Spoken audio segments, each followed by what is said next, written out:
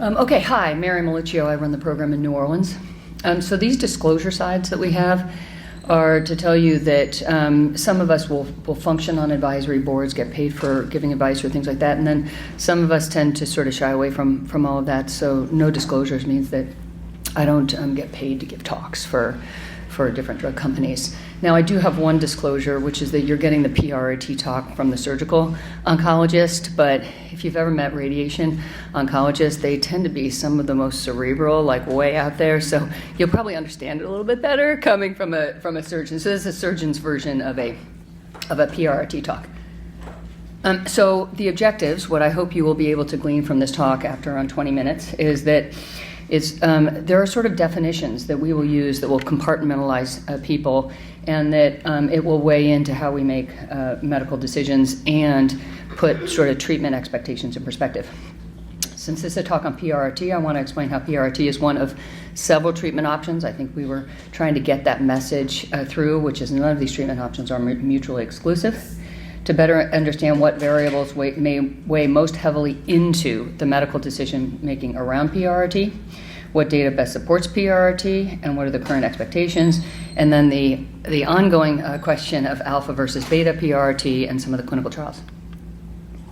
So the definitions that are going to be relevant to some of the talks that we had this morning, and then maybe the talk that Rob Ramirez will give after me, is that when we are looking at cancer in general, whether or not it's neuroendocrine cancer versus almost any other cancer, is that in medical speak, we do define how we approach things so that it can set expectations not only on our end, but obviously for you guys as patients. So when we say that something is being done with curative intent, it means that we are trying to eliminate this problem for you for the rest of your life. But we know that you can do something with curative intent and still there will be a risk of recurrence depending on the biologic pathology report, node positivity, and things like that. So that from a surgical perspective, when someone is diagnosed with limited disease in the small bowel mesentery, all measurable disease is being removed with that operation is being done with curative intent in hopes of eliminating this as a variable in your life. And so breast cancer, colon cancer, prostate cancer. So there are a lot of things out there where we will be doing something with that intent, and that is really relevant to how we make decision makings in a lot of cancers. It is a little bit less relevant in neuroendocrine because, as Cameron said, there's a really high likelihood of micrometastatic disease and the development of metastatic disease over what can be a very long life. But that's one of the burdens of neuroendocrine, is that ongoing risk, even when you have a case that removes all measurable disease, that ongoing risk of something happening over the course of your life. Palliative intent means that the procedure, be it a liver-directed procedure, a PRT, surgery, or even chemotherapy, or somatostatin receptor analog therapy. Palliative intent means we are identifying a problem. We are identifying a symptom or a burden whereby the treatment has less to do with longevity. Doesn't mean that palliative intent doesn't lengthen your life.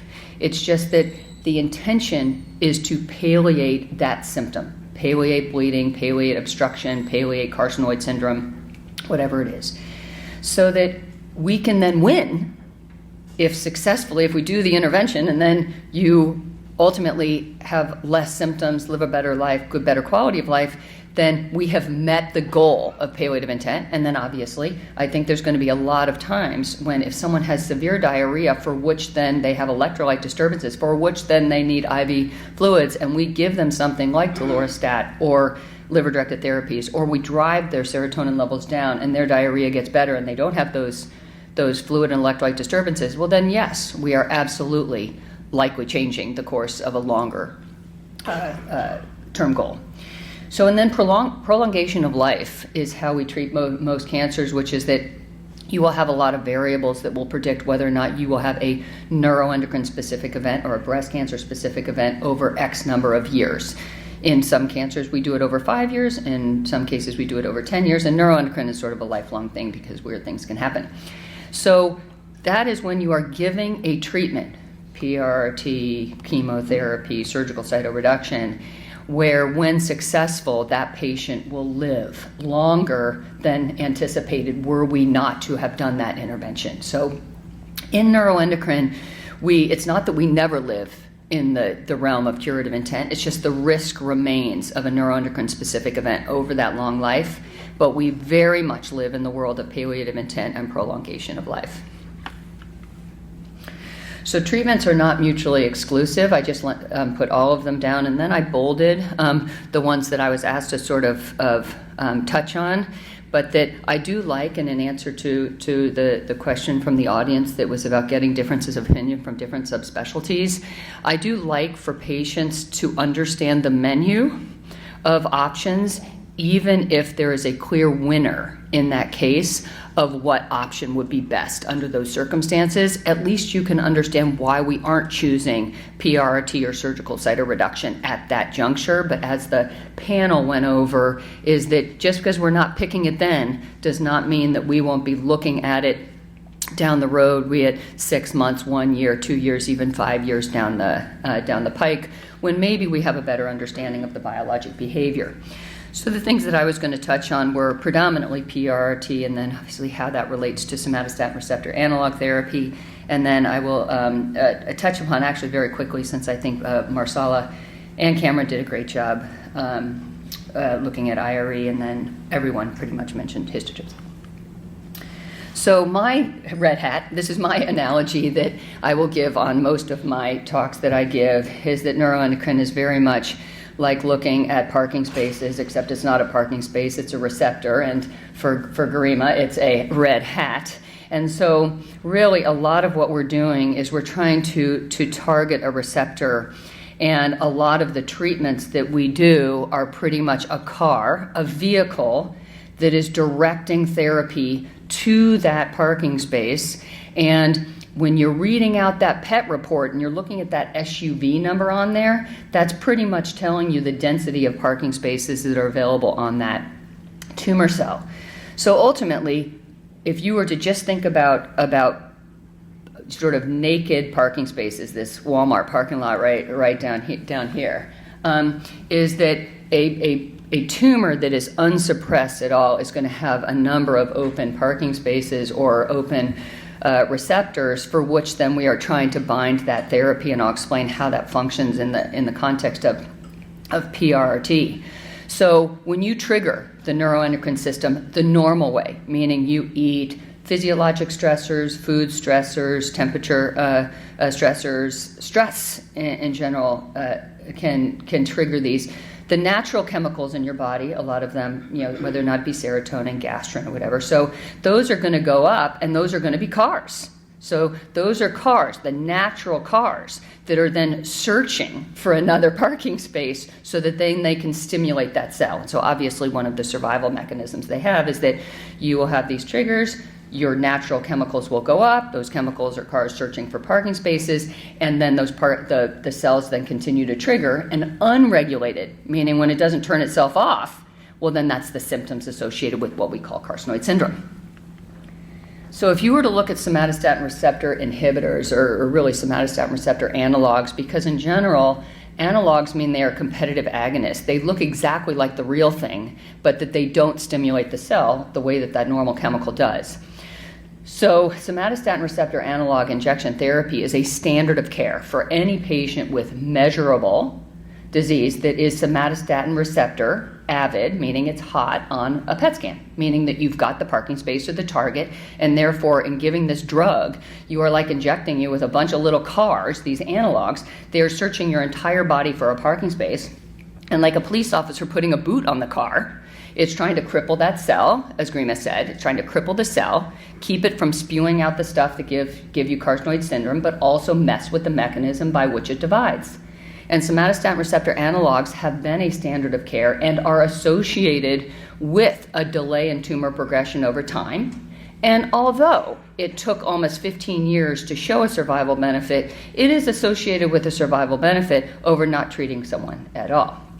So somatostatin receptor analogs are pretty much, if you got enough cars clogging enough parking spaces, then the normal chemicals will have no place to park.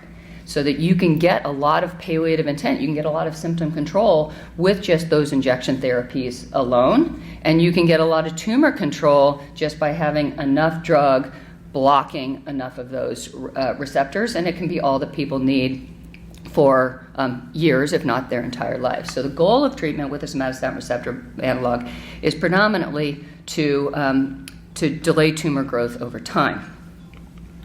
So then if you were to look at PRRT, so using that same analogy, then the PRRT is pretty much taking the same car, and you are going to infuse it like IV fluids. I have a slide for that. But that you are putting on top of that car, like a taxi cab, you're putting a radiation particle. And that vehicle, same car, is going to drive over your entire body looking for the same receptor, and ultimately it binds irreversibly to that receptor, and it delivers the radiation to the source. It's called a brachytherapy. So it is therefore clearly relevant, just like somatostatin receptor analog therapy is relevant to somatostatin receptor avid or hot tumors.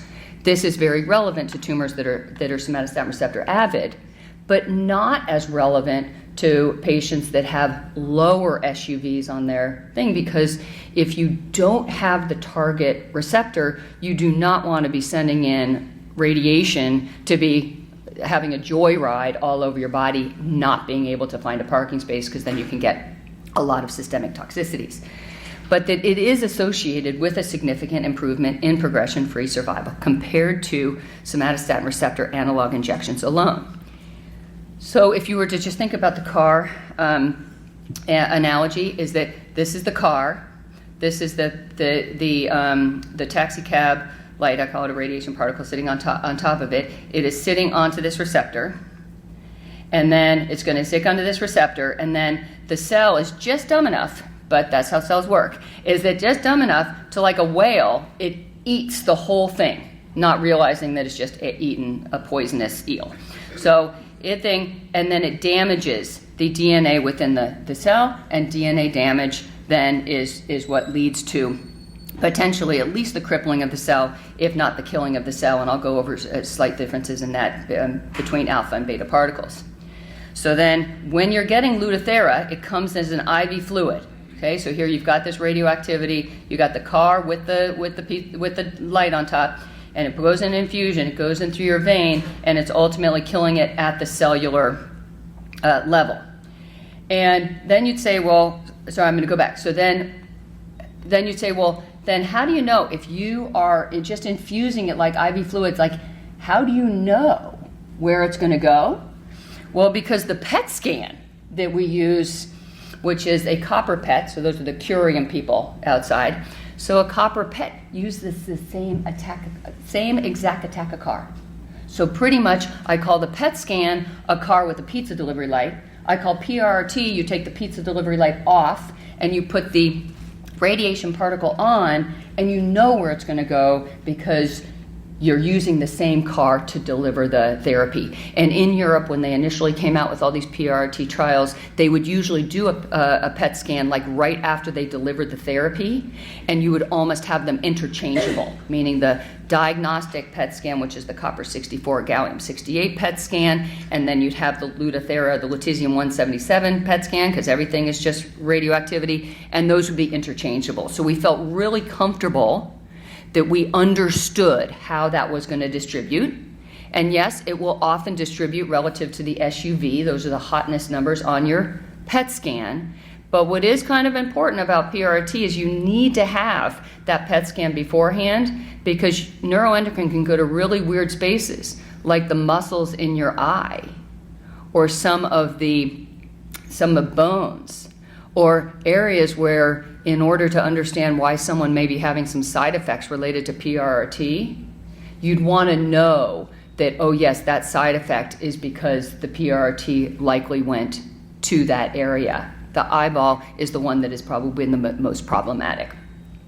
So we get the PET scan before we give the radiation so we can understand the distribution, so we can explain any weird symptom that someone is having after the delivery of treatment. and it's given 4 times over around 8 months, and that is predominantly because of the heterogeneity of the disease. You'll have some tumors that are hotter, they have more parking spaces, and because you can't control where it goes, it's going to go, kind of get sucked out of your bloodstream, kind of like a magnet. It's going to go where it's going to go, and so you can't just say, oh, I really wish you had gone there, because the person would have really appreciated having it go to the bones as opposed to the liver. But that if by giving the first dose, then it's going to distribute, and you'll likely get rid of the hottest ones, and then they're kind of in DNA damage, which takes a long time to attempt to repair. And then the second go around is going to get to the next hot thing, and then the third go around will cover the next hot. And so you will ultimately deal with the heterogeneity over the course of the 4 treatments.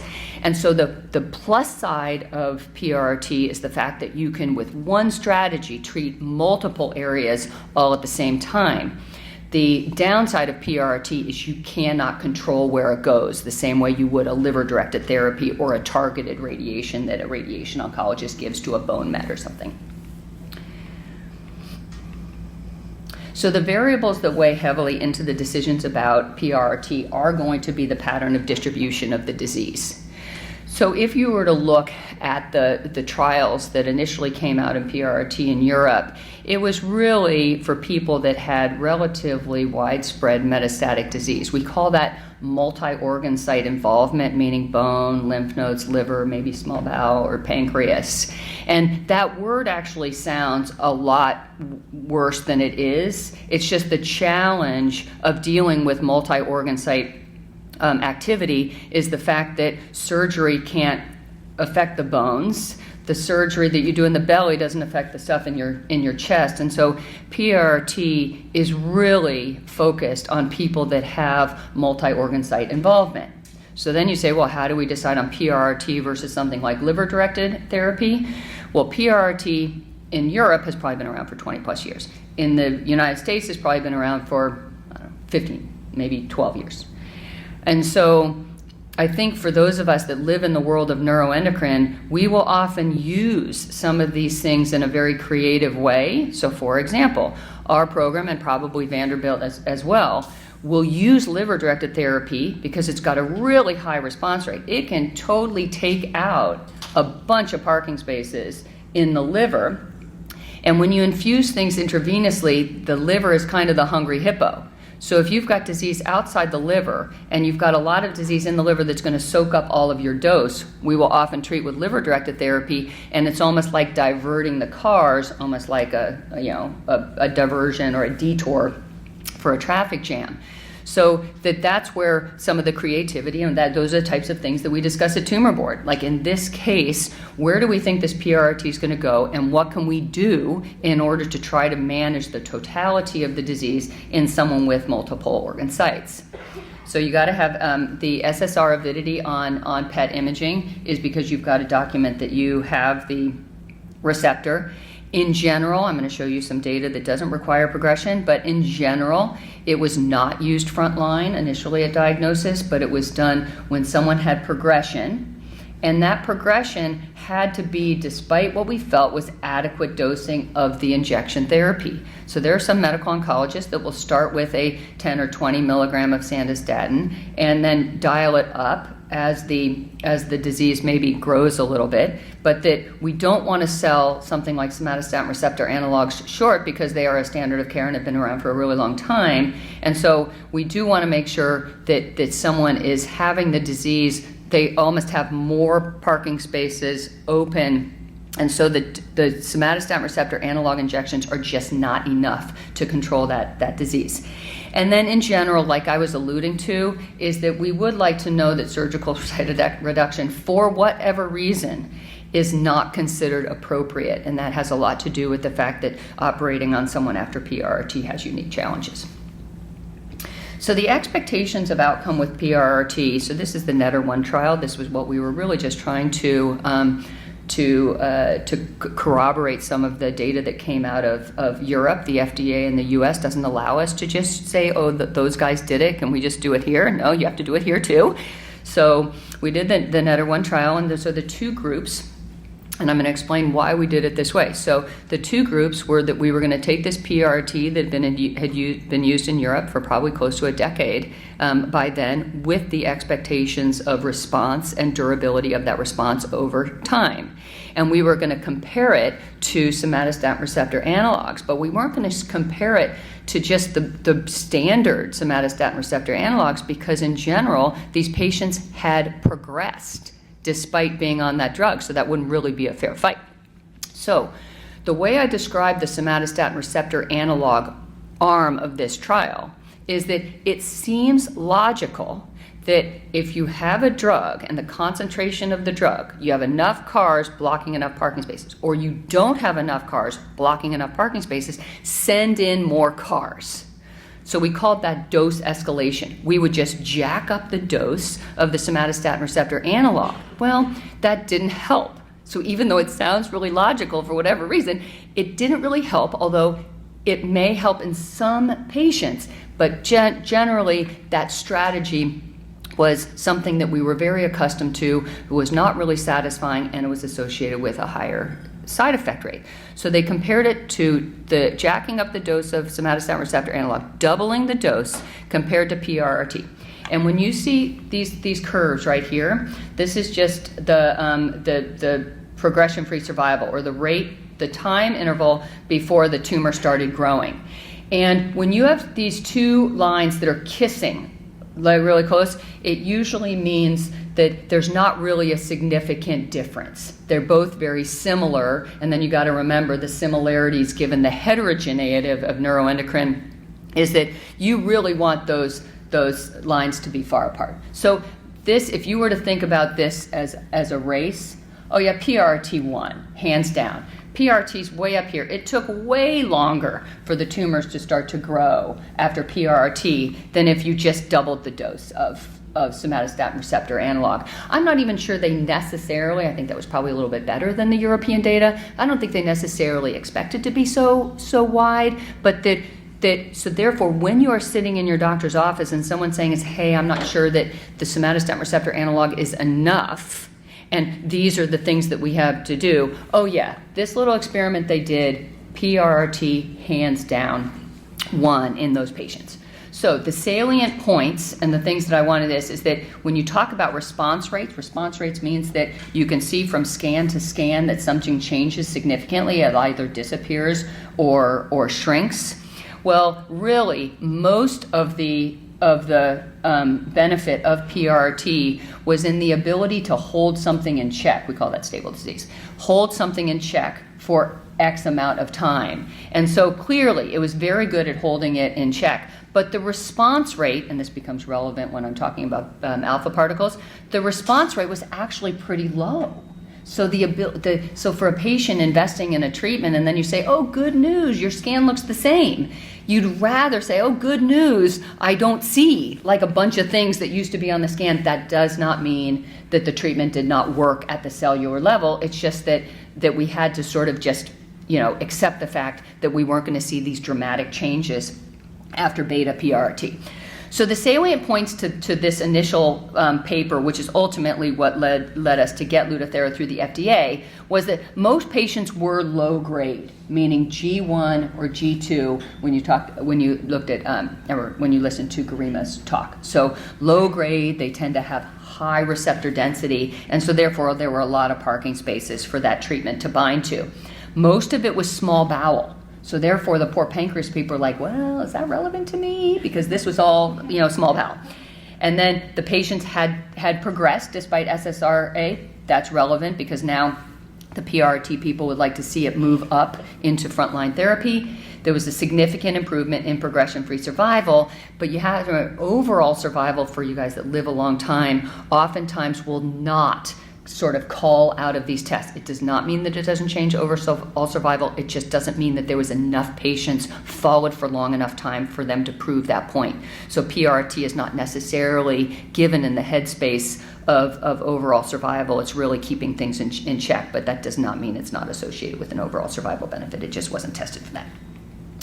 So then you can imagine that the PRRT people were like, well, if that works, can we just push it up up into the first line, meaning treating it earlier in the course of the disease, because maybe we're getting kind of the people that are the bad actors, even though I don't think that's a rational interpretation of what was happening. But so they were trying to push it up. And so the same PRRT company then did this. It's called NETTER-2. And they were trying to say, what if I were to give it before someone has gotten somatostatin receptor analogs or before they've had it any sort of progression, so that you didn't have to meet some fork in the road where we were changing our treatment options. And you can see the graphs are also, far apart, which is quite good. Now you have to remember, this is still comparing it to the double dosing of somatostatin receptor analogs. So it's not comparing it to the people that got PRRT later. It's just that they started to give the PRRT earlier. And why this was so exciting, even though I think there are programs like ours that's a little bit reluctant to embrace it frontline because of some of the consequences of giving other types of therapy after someone's had PRRT, at least there is data to support it. So I want people to know that if someone is coming and saying, your radiation oncologist is saying, I think PRRT is reasonable, just make sure that you hit all the other points, like multi-organ site involvement, or you can't meet the surgical cytoreduction endpoint, or whatever it is, so that you understand that the data is there, but it's relevant to your case. So what was actually, though, neat about this was that their response rate was a little bit higher, okay? So also surprising to those of us that were not expecting it to be that high.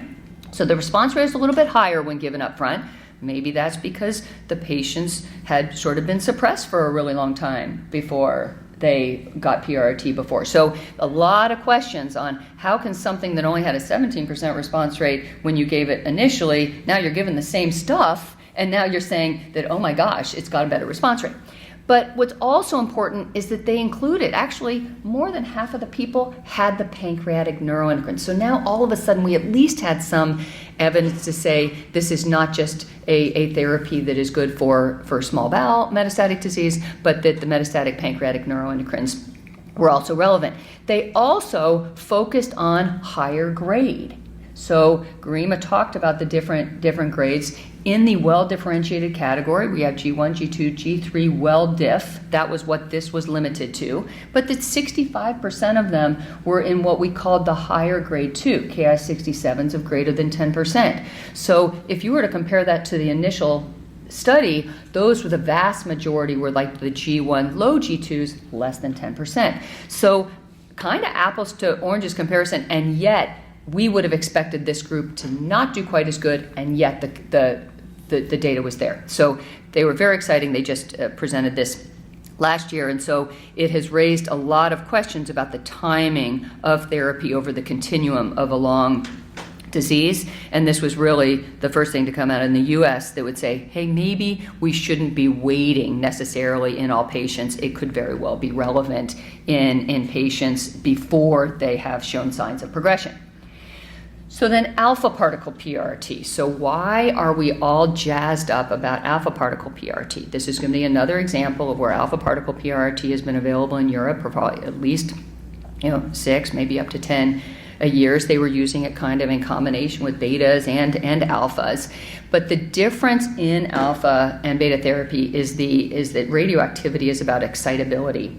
So alpha particles have a tight range. As Dr. Boudreau says, it's like a better drone with a stronger bomb.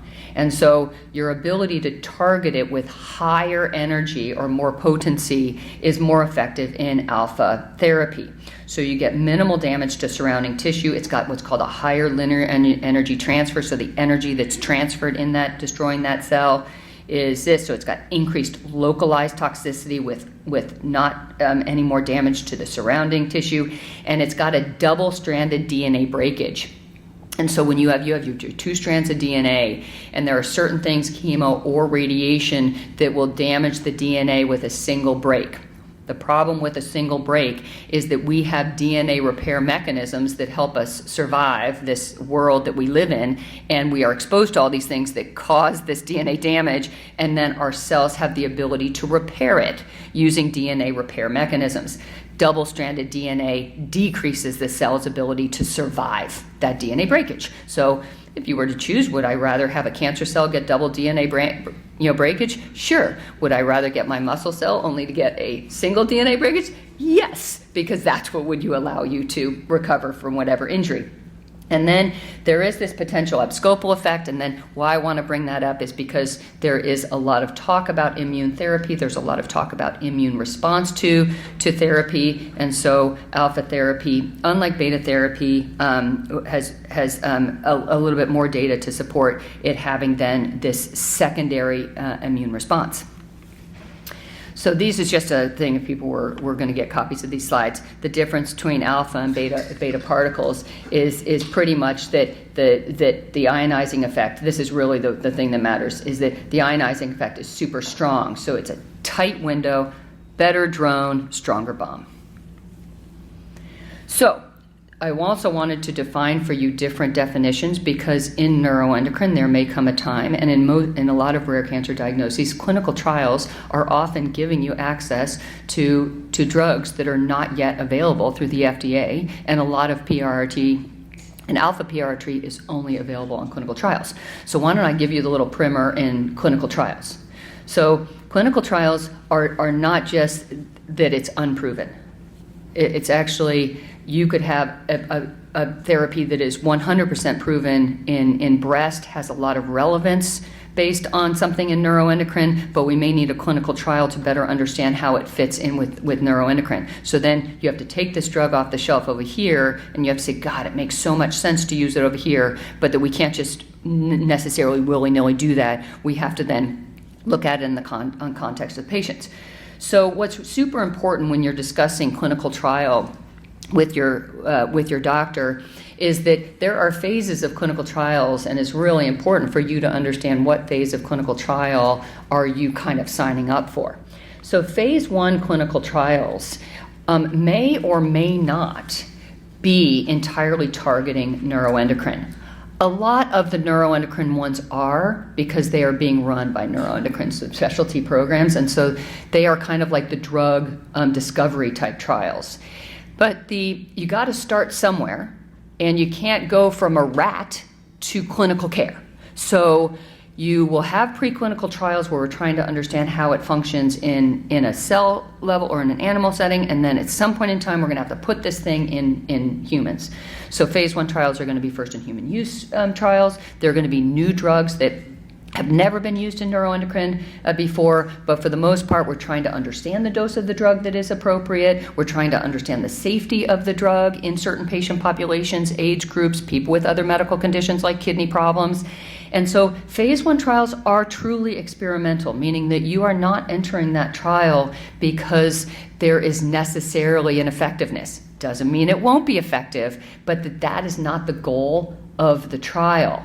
And I think that especially when you live and work in certain parts of the U.S., there are a lot of patients that will go into something like that thinking that they're getting a really novel therapy, and in their mind they're thinking that in taking this therapy it is going to help their thing, but that's not even the goal of a phase 1 clinical trial. That's why usually the phase 1 clinical trials are in people that have already gotten standard therapies, and therefore they have already reached the fork in the road where trying this new therapy is as reasonable as trying like a second or third line therapy. So I don't want to dog clinical trial phase 1s because they are so important for drug discovery, and that's, I mean, at some point in time, somatostatin receptor analogs were first in human, and now they're standard of care.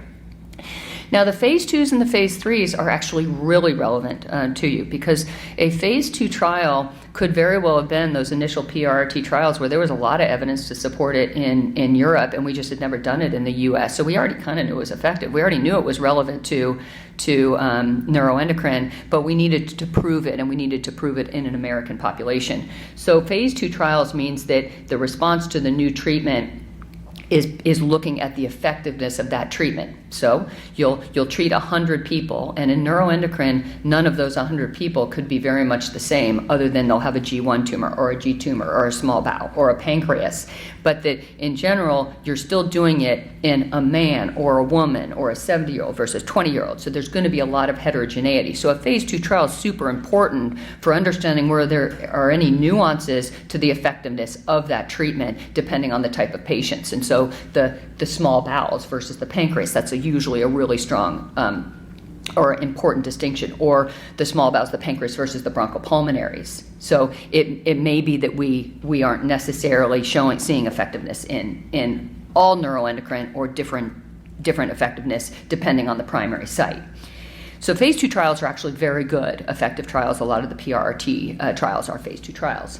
And then phase 3 means there's a lot of data to support it, and it's usually going to be compared to a standard of care like somatostatin receptor analog therapy alone. So if you go out to the Action 1 people, Raise Bio is testing a alpha particle, actinium-225, also has very similar properties, got a longer half-life, so it has some additional benefit of hanging around for a lot longer, and therefore you're likely to get a longer response on any given treatment.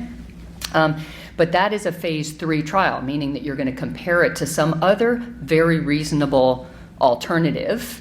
And then if for whatever reason the reasonable alternative does not work for you, so say for example afinitor, sunitinib, some of the cytostatic agents, chemotherapy, those don't work, then you ultimately do at a certain point cross over, and then you are offered the alpha particle. So ultimately, the Action 1 trial is a phase 3 trial testing an alpha particle, actinium-225, against standard of care chemo, which is just the choice between the patient and the physician, and then ultimately looking at the same parameters that have been looked at in other PRRT trials.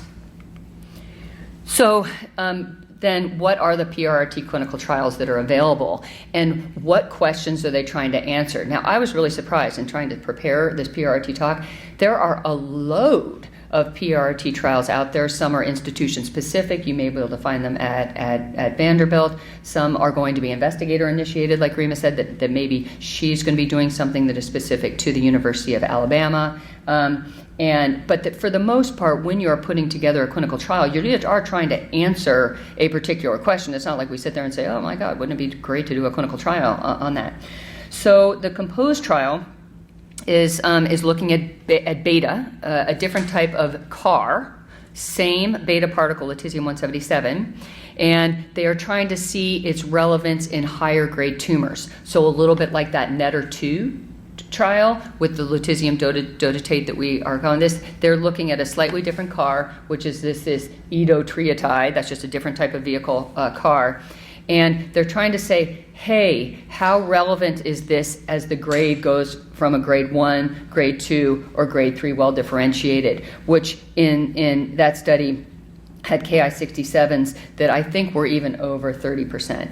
So I think it's a really important question, because we were kind of only had tempered expectations. The higher the grade, we felt that there wasn't as much receptor density, and therefore we just didn't feel as confident that the PRRT was going to have the same effect. So the COMPOSE trial, I think, may have completed accrual, but that you could take people with higher grade tumors as long as they were somatostatin receptor avid on PET imaging.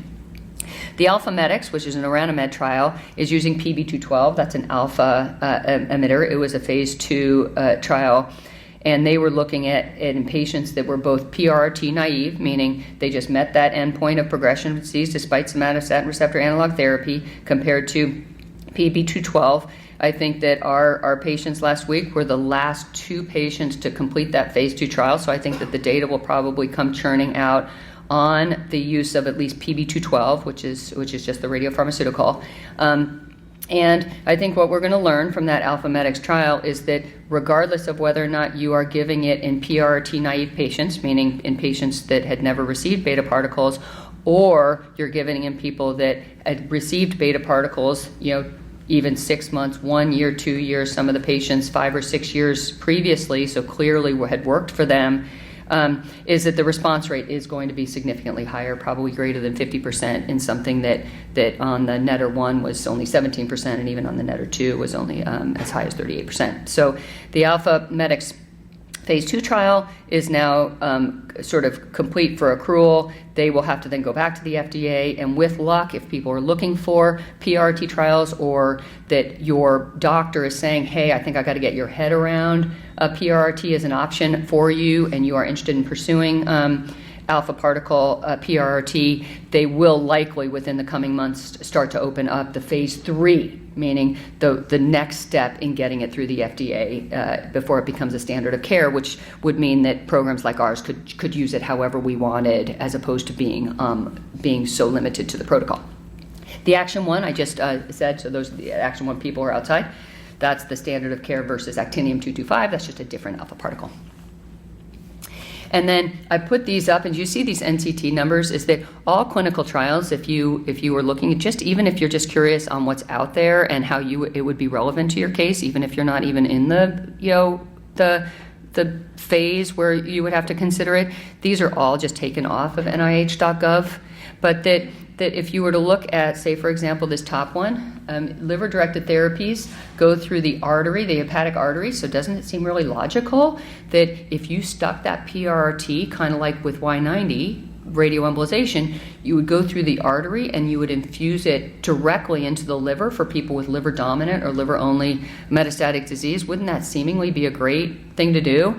Well, I think those are going to be negative. So you do something, seems like it's logical, but it must be something about how it gets pulled out of the arterial system versus the venous system, because PRRT given systemically is pulling it out of the venous system. But there are ongoing clinical trials. I don't want to dog it because it seems like a really logical way to give it, but that I think we have very tempered expectations, and I don't anticipate that we are going to be giving intra-arterial PRRT anytime soon outside of clinical trials.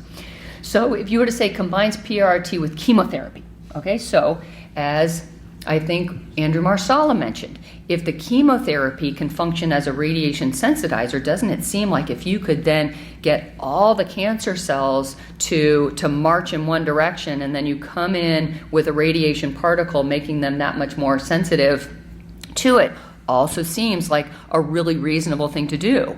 Well, so absolutely, totally understand where they're coming from on that trial, other than the side effects of PRRT is going to be myelosuppression, bone marrow suppression. The side effects of capecitabine temozolomide is going to be myelosuppression and stuff like that. So that the reason why there are clinical trials is that it makes you just a tad nervous on what the side effect profile of combining those things. So yes, makes sense from a mechanism standpoint, but from a toxicity standpoint, it may be that it's just not going to be enough of a benefit in order to risk some of the side effect profiles. And then if you were to look at the DNA repair, so if you slap on, you do beta PRRT, and then you slap on a drug that inhibits your DNA repair mechanism, well, that sounds logical too. So those are the trials where you're trying to use it in combination with something that would impair the cell's ability to repair its DNA. And then these are these immune therapy things that are so important for other cancers like colorectal or melanoma or renal cell. Obviously, we would love to just discover their relevance in neuroendocrine, but that we're not quite there. So I think that's all the thing. So I am actually not going to talk about histotripsy other than to maybe pour, this is going to be like, Phil's going to be like, is she going to get on her friggin' soapbox? Is pour a little bit of cold water on this. Histotripsy is an awesome non-invasive thing, and those were really cool pictures. And you guys will have it available in Nashville. And for the question that said, where are the histotripsy available, there is a site, Histosonics, that can give you a physician locator depending on where you live. But in neuroendocrine, we have a lot of really good liver-directed therapies. It's only FDA approved for the liver right now. And so you kind of have to say, oh, well, the catheter-based techniques that Andrew Marsala has, ablative and stuff like that, it's tried and true. It's been around for seriously 50 years.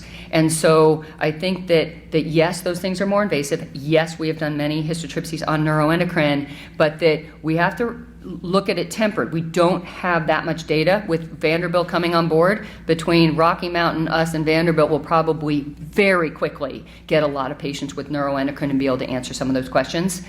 But that also immune modulation therapy in a lot of neuroendocrines has also not been that relevant. And so we have yet to be able to show that the immune response is stimulated. So the idea behind something where you can treat one thing, you can treat Bob and cripple Bob, and in the process of crippling Bob, you cripple all of these tables over here. Oh yeah, that seems really great. That's called this abscopal, or this immune response. But the issue is that we have not yet shown that in neuroendocrine. I am so hopeful. I think our early data suggests that we had a patient that had refractory carcinoid syndrome, rescue doses of the thing, didn't even have progression, but he had something hotter than hot in the liver. He was just like, I want histotripsy. Like nothing else that we could do. He was like, I want histotripsy. So we treated him with histotripsy. There are some nuances to neuroendocrine because on ultrasound, they can be a little bit difficult to see in the liver because the background liver noise looks a lot like tumor. So we're using fused images. I think we've gotten a lot better at how we target that beam. So our ability to treat tumors, unequivocal, like no doubt in our mind. But that one patient, we shot that one tumor. That was our whole goal.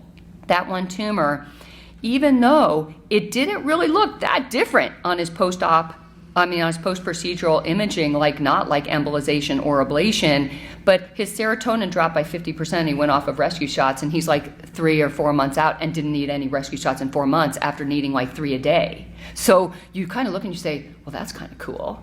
But we don't know whether or not that's because he's getting an all-over body immune response, so it's better able to do. And so you have to remember, PRT also is potentially associated with that same sort of immunity type response. So it's not just histotripsy, but it is definitely. So most of the immune response data in histotripsy has been in metastatic colorectal, which is really great for the people with metastatic colorectal because that is really very challenging to treat. So, and then irreversible electroporation, and the only reason I bring up this is that it just looks like an ablation probe. Andrew Marsala showed you the thing, super duper easy. Obviously, it's minimally invasive because you have to push that probe, in there. But the reason why I'm bringing it up is it's also associated with this weird immune thing. So the immune response is that you will hit something, you will blow holes in the pore of the membrane using electroporation, and the goop, weeps out of the cell, and then it exposes all these tumor identifiers, and your immune system's like, what the hell is that? It then develops an army around that tumor-specific thing, and then it's going to attack anything that looks like that. And so the idea that you would be able to hit one thing and then have other things it's amazing, but it's not limited to. So a lot of what we do, PRT in neuroendocrine, PRT, irreversible electroporation, which is electroporation blows holes through the membrane, and histotripsy, cavitation, meaning it just implodes on itself like a bad cake in your oven. All of those are associated with the same sort of gooey, weepy things where your immune system is likely able to identify it. We are trying in our program, and then we can collaborate with Vanderbilt. We are trying to do one of those. It's going to sound like Theranos, but it's not. Something where it would be a drop of blood going onto looks like a glucose strip thing, and we would able to do a really, really simple immune test that you could easily do, even actually probably in your own house, but that at your follow-up visits without getting a blood draw. And we would probably be able to look at the systemic level. Maybe we aren't seeing it on the imaging, but maybe that's because neuroendocrine, everything has it. It takes a long time because we don't really see it with PRT either. So maybe it's just we have to wait longer to try to see some of those immune responses, and I think we're going to come up with a way for us to test it, give us a little bit more evidence that it is relevant, that component is relevant, because then obviously we'd probably be doing even more of it than if we thought that we could hit one tumor and then have that affect something that is outside, like in the bones or the chest. Okay, I think that is it. Sorry. And that's just me telling you. Oh, that's just the summary. Standard of care option, timing of treatment along the disease continuum is not absolute. It's most relevant in patients with multi-organ site, and then the emerging data on using it in combination or earlier in time course. Oh, and then these are the thing if people want to is if you use those are the videos that we do, of which literally, since we all work together for like 5 years, so you'll see a video with me and Rob, and me and Andrew Marsala, and me and Phil Boudreau, and we did all these Facebook Lives that went over all of these different things. Okay, thank you very much.